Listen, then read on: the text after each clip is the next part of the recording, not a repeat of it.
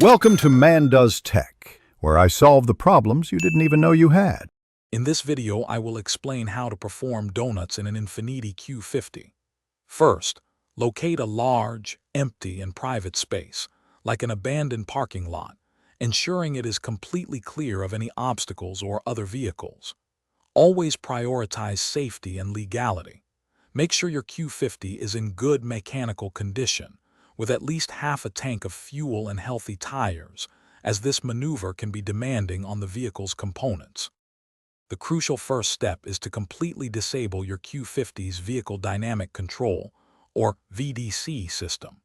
This electronic stability program will otherwise prevent the rear wheels from losing traction. Locate the VDC button, usually near the shifter or on the dashboard, and press and hold it for about 3 to 5 seconds until the VDC OFF light illuminates on your instrument cluster. This ensures the car's computer won't interfere with your fun. With VDC off, you are ready to initiate the donut. Turn your steering wheel sharply to one side, for example, 3/4 of a turn to the left or right. Then, apply a firm, but not sudden, amount of throttle. This will cause the rear wheels to lose traction and the car to begin rotating.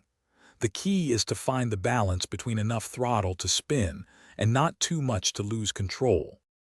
To sustain the donut, you'll need to continuously modulate both the throttle and the steering. Use small, precise adjustments to keep the car spinning in a consistent circle. Look where you want to go, not directly at the hood. When you are ready to exit, slowly and smoothly ease off the accelerator pedal while gradually unwinding the steering wheel. Allow the car to regain traction and straighten out safely. Thanks for watching. If you found this helpful, don't forget to like and subscribe.